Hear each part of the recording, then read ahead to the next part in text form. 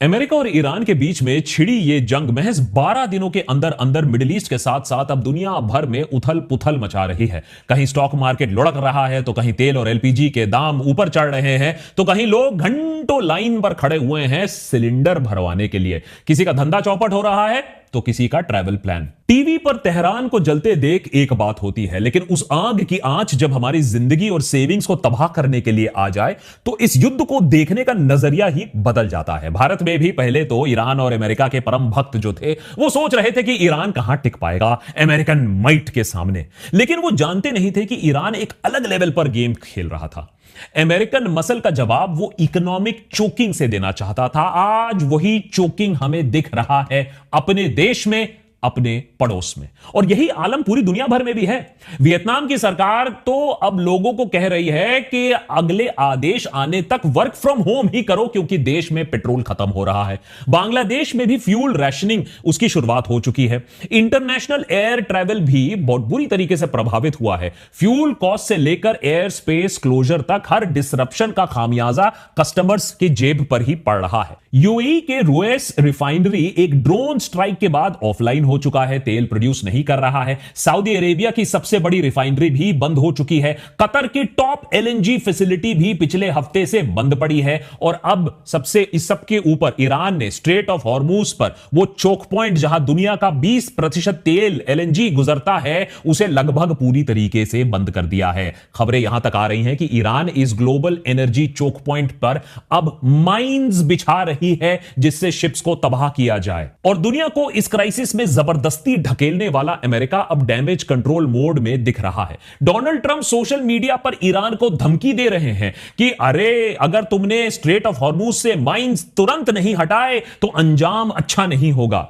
कुछ ही घंटे पहले खबर यह भी आई कि अमेरिका ईरान के 16 माइन लेइंग शिप्स को तबाह कर चुका है। लेकिन खतरा टला नहीं है क्योंकि ईरान अब छोटे माइन लेइंग बोट्स का प्रयोग कर रहा है। 2 या 3 माइन एक एक बोट पर एक एक टाइम पर बिछाया जा रहा है। उधर दिन पर दिन इस जंग का बिल बढ़ते ही जा रहा है और यह पैसे कहीं और से नहीं आने वाले हैं, आपके और मेरे जेब से ही आने वाले हैं। तो जरूरी है कि हम इस कॉस्ट ऑफ वॉर को समझे।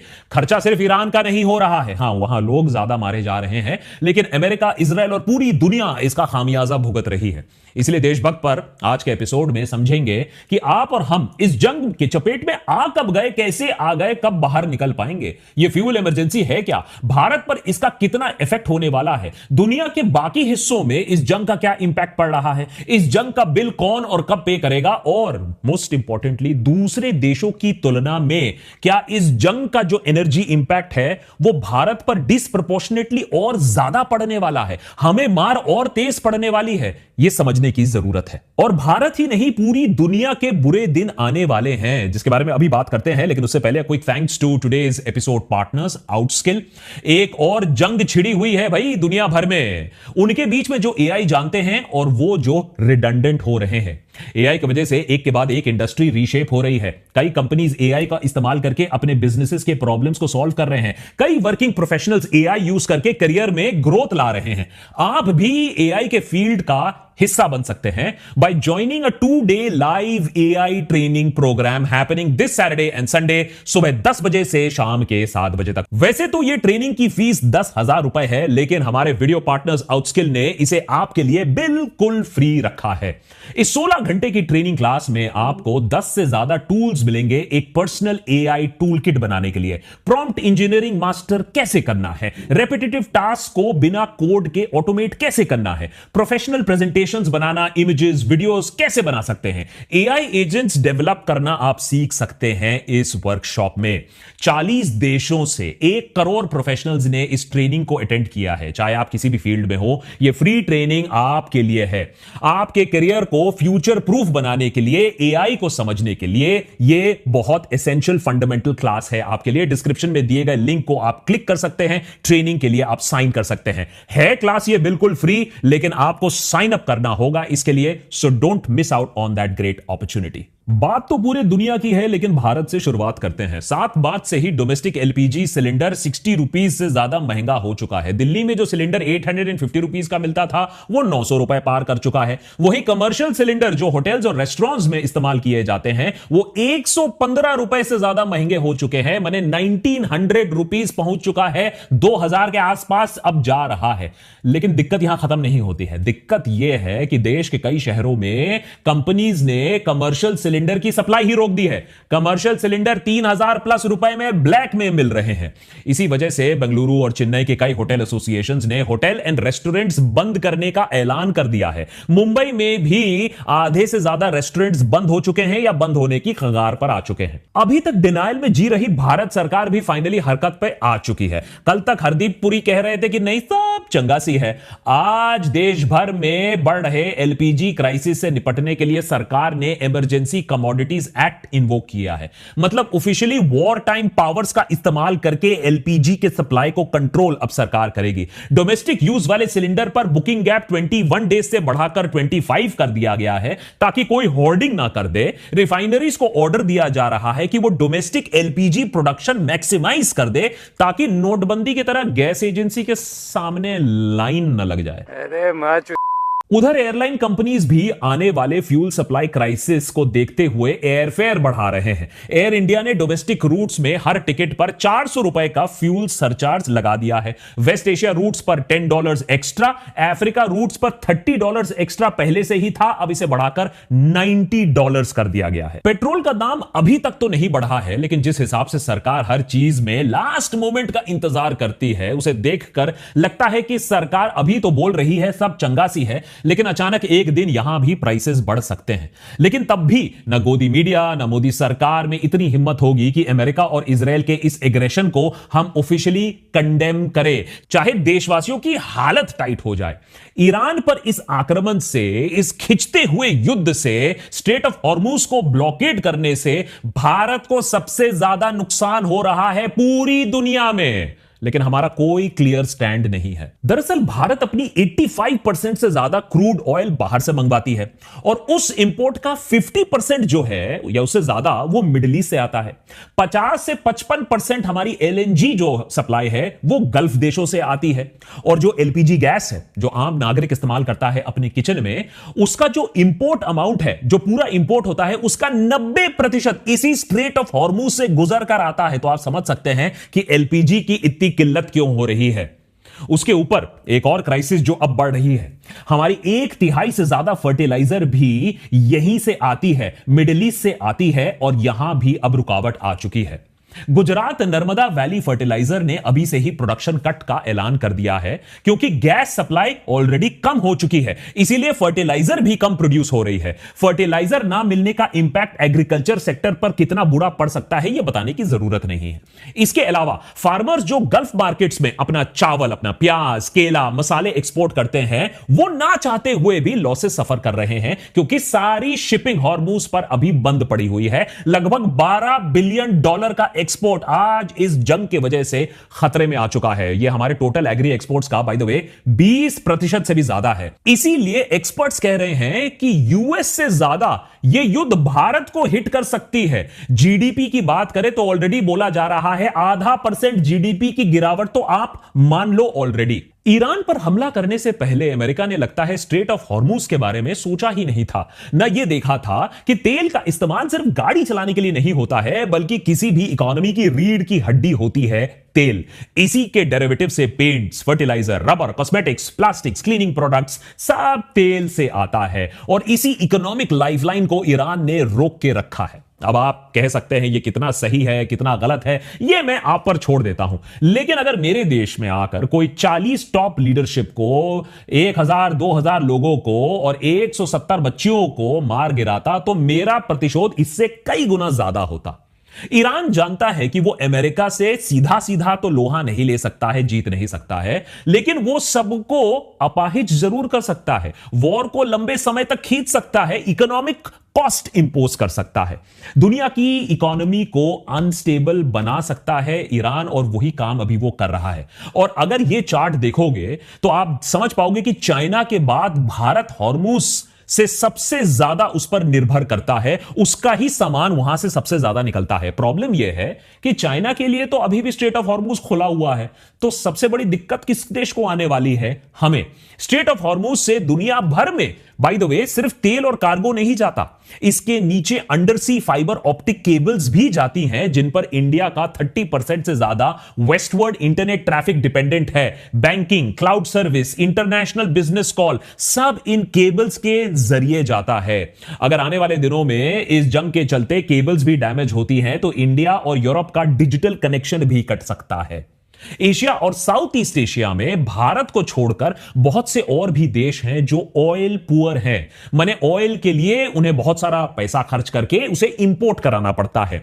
वियतनाम में क्राइसिस ऑलरेडी आ चुकी है। बांग्लादेश में फ्यूल रैशनिंग ऑलरेडी शुरू हो चुकी है। पाकिस्तान में इन्फ्लेशन पहले से ही था, अब उसके ऊपर एनर्जी कॉस्ट और ऐड हो जाएंगे। श्रीलंका अभी अभी एक इकोनॉमिक क्राइसिस से बाहर आया, उस पर भी एक नया क्राइसिस मंडरा रहा है। उधर यूरोपियन नेशंस में भी एनर्जी प्राइसेस और उसके वजह से कॉस्ट ऑफ कम्यूट बढ़ने लगे हैं। मार्केट्स भी, इसका असर आपको मार्केट्स में भी दिख रहा है। ब्रिटिश एयरवेज की जो पेरेंट कंपनी है IAG, उसके शेयर 6% डाउन है। इजी जेट 4% डाउन है। अब आपको बता दें, ये सिर्फ मार्केट्स का उतार चढ़ाव नहीं है, ये सिग्नल है कि अगर जंग चलती रही तो बहुत जल्द एयरलाइंस अपने आप को फंड करने के पोजीशन में नहीं रहेंगे। ऑयल और नेचुरल गैस की सप्लाईज इफेक्ट होने की वजह से पेट्रोलियम बाय प्रोडक्ट्स और उससे बनने वाले प्रोडक्ट्स भी इफेक्ट हो रहे हैं। दुनिया का 90 से 92% सल्फर ऑयल और गैस रिफाइनिंग का बाय प्रोडक्ट होता है। मतलब जब रिफाइनरी तेल एक्सट्रैक्ट कर रही होती है, उस प्रोसेस में सल्फर भी निकलता है। इस सल्फर से सल्फ्यूरिक एसिड बनता है। सल्फ्यूरिक एसिड दुनिया भर में सबसे ज्यादा प्रोड्यूस होने वाला इंडस्ट्रियल केमिकल है।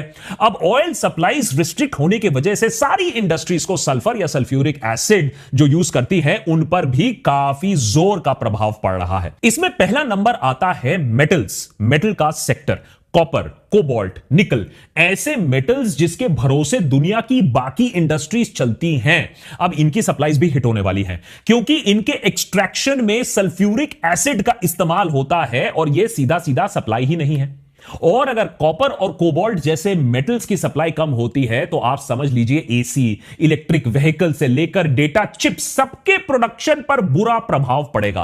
पूरे ग्लोबल इकोनॉमी के पहिए रुक से जाएंगे। फूड जैसी बेसिक और एसेंशियल चीज भी, उसके प्रोडक्शन में भी बहुत जल्द इस वॉर की चपेट में वो आ सकता है, क्योंकि नेचुरल गैस से ही नाइट्रोजन फर्टिलाइजर बनता है और इन नाइट्रोजन बेस्ड फर्टिलाइजर्स की वजह से दुनिया की आधी आबादी के प्लेट तक खाना पहुंच पाता है। और आपको एक बार फिर से याद दिला दूं, यह सब सिर्फ कैलकुलेशन नहीं है, हाइपोथेसिस नहीं है, यह रियल लेवल पर चीजें ऑलरेडी इन मोशन हो चुकी हैं। क्रूड के दाम पिछले कुछ दिनों में जबरदस्त तरीके से उसमें उबाल आया है, फिर वो गिरे भी हैं, क्योंकि लोगों को समझ में नहीं आ रहा है कि युद्ध चलने वाला है या यह युद्ध रुकने वाला है। लेकिन अगर यह युद्ध चलता रहा तो भारत के लिए डबल वैमी होगा। तेल के दाम बढ़ेंगे तो आपको पता है कि इकोनॉमी में हर चीज का कॉस्ट बढ़ने वाला है, ओवरऑल महंगाई फिर बढ़ जाएगी। एक आम आदमी के लिए इसका मतलब है कि ग्रोसरी का बिल से लेकर ऑटो में बैठने तक का खर्चा सब कुछ बढ़ने लगेगा। और यह पहले भी हो चुका है। 2008 के फाइनेंशियल क्राइसिस के समय जब ब्रेंट क्रूड $147 पर बैरल हो गया था, उस वक्त भारत में इन्फ्लेशन 9% क्रॉस कर गई थी। उसके बाद जब 2022 में यूक्रेन वॉर के बाद भी क्रूड 100 के ऊपर चले गया था, उस वक्त भारत ने रशिया से तेल खरीदकर अपना काम चलाया।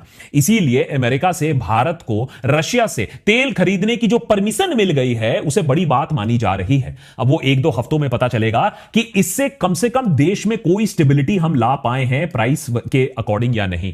वैसे सरकार यह भी एश्योरेंस दे रही है कि गैस के लिए भी ऑल्टरनेटिव सप्लाई रूट्स देखे जा रहे हैं, लेकिन सवाल है कि ये चीजें इतनी जल्दी नहीं की जा सकती हैं। सरकार अपनी नींद से थोड़ी लेट ही उठी है। क्योंकि जंग अभी भी चल रहा है, तो exact cost of war calculate करना थोड़ा मुश्किल हो सकता है, लेकिन फिर भी एक एस्टिमेट की माने तो अगर क्रूड 3 महीने तक $100-120 प्रति बैरल रहा, तो ग्लोबल जीडीपी का 0.5 to 1% तक स्लो डाउन हो सकता है।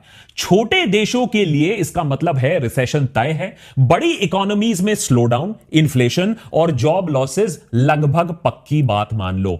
और यही इस जंग की असली कीमत है, यही है असली कॉस्ट ऑफ वॉर, जो ना तो डोनाल्ड ट्रंप उठाने वाले हैं, ना बेंजामिन नेतन्याहू उठाने वाले हैं। ये कॉस्ट ऑफ वॉर बेयर करेंगे हम और आप, करोड़ों ऐसे आम लोग जिनका वॉर से लेना देना कुछ नहीं है। इसीलिए देशभक्त पर भी हम बार बार कहते आए हैं कि दुनिया भर में जो हो रहा है उसे जानो, उसे समझो। इसे जरूरी है इसलिए क्योंकि घूम फिर कर ना ये चीजें आपको इंपैक्ट करता जरूर है, चाहे आपको फर्क पड़े ना पड़े, इन्हें आपसे फर्क पड़ता है। फाइनली सबसे बड़ा सवाल कि आखिर यह जंग खत्म कब होगी। 12 दिन बीत चुके हैं, सीज फायर का कोई नामो निशान नहीं है। ईरान माइंस बिछा रहा है, पीछे हटने का नाम नहीं ले रहा है। ईरान जानता है कि दुनिया यह जंग अफोर्ड नहीं कर सकती है, इसीलिए सीज फायर के लिए ईरान तो अभी मना कर रहा है, कह रहा है बात ही नहीं करूंगा जब तक अमेरिका और इजराइल पूरे तरीके से हार ना मान ले, सरेंडर ना मान ले, वो भी लिखित में। बैड न्यूज यह है कि अगर बेस्ट के सिनेरियो में यह जंग आज के डेट में रुक जाता है तो भी शिपिंग लेन्स को पूरी तरीके से रीओपन होने में 2 से 3 हफ्ते लग जाएंगे। तेल की प्राइसेस भी धीरे धीरे ही ठीक हो पाएंगी, तो नॉर्मलसी आने में 2 या 3 महीने आराम से लग जाएंगे बेस्ट के सिनेरियो में। लेकिन यह जंग इजराइल और अमेरिका के हाथ से अब बाहर निकल गया है। अमेरिका अब मजबूरन ईरान में सोल्जर्स डिप्लॉय करने की बात कर रहा है। सेनेट ब्रीफिंग्स से यह बात समझ में आ रही है कि ट्रंप कह रहे हैं कि boots on the ground deploy किए जा सकते हैं। We seem to be on a path toward deploying American troops on the ground in Iran to accomplish any of the potential objectives here. Iran में यह operation already operation epic blunder कहलाया जा रहा है। अब अगर ट्रंप इसे operation epic बफूनरी भी बना देंगे, boots on the ground deploy कर देंगे, तो इसका मतलब होगा कि यह जंग कम से कम 3 से 6 महीने तक चलेगा। बेस्ट के सिनेरियो में जंग चलता रहेगा तो स्ट्रेट ऑफ हॉर्मुज भी डिसरप्टेड रहेगा, शायद कभी ओपन, शायद कभी क्लोज। ऑयल के प्राइसेस भी $100 के ऊपर ही रहेंगे। एयर ट्रैवल भी थोड़ा बेहतर होगा, लेकिन अनयूजुअल ट्रैफिक पैटर्न से बहुत ज्यादा अनसर्टेन और महंगा भी हो जाएगा। तो बेस्ट के सिनेरियो में भी आज दुनिया भर के करोड़ों लोगों के लिए खबर अनफॉर्चुनेटली बुरी ही है। इसीलिए आज अमेरिका के अंदर और अमेरिका के बाहर ज्यादातर लोग ईरान में जंग के खिलाफ अपनी आवाज उठा रहे हैं, क्योंकि सबको पता है इस रीजन में वॉर होने का मतलब है कि रीजन से बाहर ये चीजें फैलेंगी। ये पक्की बात है। जो अमेरिका एक पूरे देश को ओप्रेसिव रिजीम से बचाने के लिए आप टूटा इस वॉर में, आज वो देश एक शिपिंग लेन को भी कंट्रोल नहीं कर पा रहा है। और जिस ईरान की पूरी लीडरशिप पहले दिन ही मारी गई थी, वो आज भी 12 दिनों के बाद भी सारी दुनिया की सांसें रोककर बैठा हुआ है। उसे पता है जब तक स्ट्रेट ऑफ हॉर्मुज पर उसका कंट्रोल जमा रहेगा तब तक दुनिया उसके हिसाब से चलेगी। अब इसमें अमेरिका और इजराइल को ही कुछ ढूंढना होगा, जंग को खत्म करने का फॉर्मूला निकालना होगा। अब बस देखना यह है कि जब तक अमेरिका और इजराइल के होश आते हैं, वो दे कम टू देयर सेंसेस, तब तक दुनिया भर में और कितने आम जिंदगियां तबाह होने वाली हैं। क्या और डिस्ट्रक्शन होने से पहले यह वॉर खत्म होगा? अब यह वॉर टीवी वाला वॉर नहीं है, इंटरनेट अपडेट वाला वॉर नहीं है। यह वॉर आज हमें, आपको और मुझे भी इंपैक्ट करने वाला वॉर बन गया है।